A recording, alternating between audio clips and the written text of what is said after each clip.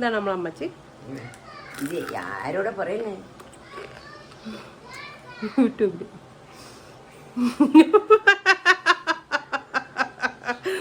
അമ്മച്ചി ഒരു അടിപൊളി റെസിപ്പിയാണ്. Must try.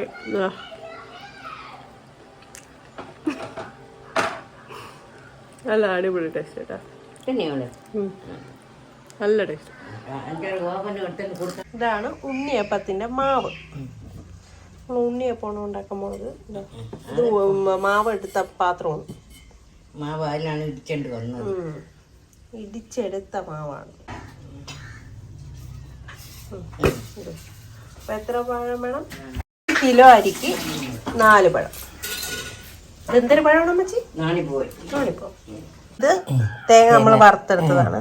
എന്തായാലും എണ്ണയിൽ നെയ്യിൽ വറുത്തെടുത്ത തേങ്ങയും കുറച്ച് തേങ്ങ കൊത്തി അരിഞ്ഞത്, തേങ്ങ തൊത്തല്ലേ തിരിയത് തിരികെ തേങ്ങ,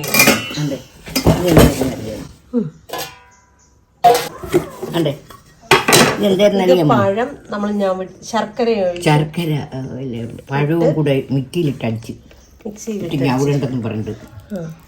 ശർക്കര അപ്പൊ എത്ര കുറെ ഇട്ടാ? എത്ര ഇട്ടമ്മച്ചി? അത് ഞാൻ 1.5 കിലോ ഒരു തവിഞ്ഞെടുത്തു. തവിയ അതന്നെ.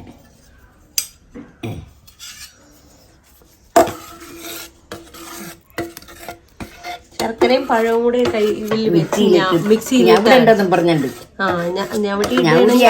ഒത്തിരി കളർ മാറും.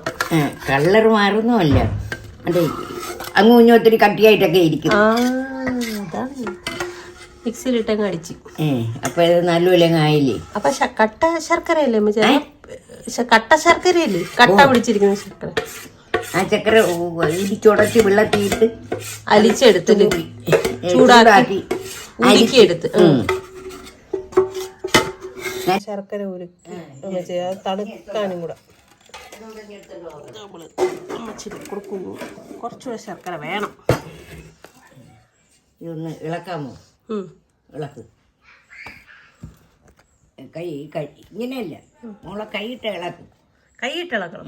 ഇല്ല കൈ കഴിയാ എങ്കിൽ ഇളക്ക്. ഞാൻ ഇളക്കിയിട്ട് കാണിക്കാം. ഞാൻ വിട്.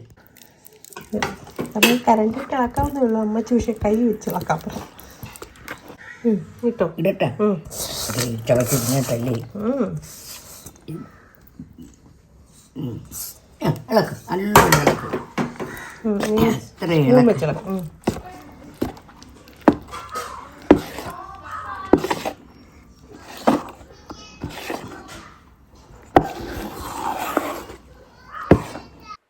ഇനി ബാറ്റർ നമ്മൾ ഫെർമെൻറ്റ് ചെയ്യാനൊന്നും വെക്കേണ്ട ആവശ്യമില്ലെന്നാണ് അമ്മച്ചി പറഞ്ഞത്.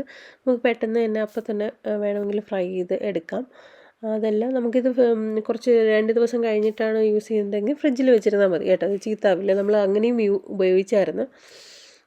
അപ്പോൾ അങ്ങനെ വേണമെങ്കിൽ അങ്ങനെ ചെയ്യാം. അതല്ല ഇപ്പം തന്നെ എനിക്ക് തോന്നുന്നു ഒരു ദിവസം ഇരുന്നിട്ട് നമ്മൾ ഫ്രിഡ്ജിൽ വെച്ചിട്ട് എടുക്കുമ്പോഴാണ് കുറച്ചുകൂടി ടേസ്റ്റ് എന്ന് എനിക്ക് തോന്നി.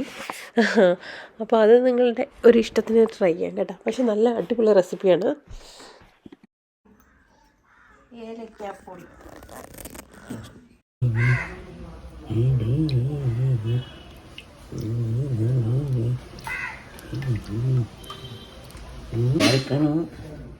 ഇത്തിരി ഒഴിച്ച് നോക്കാം.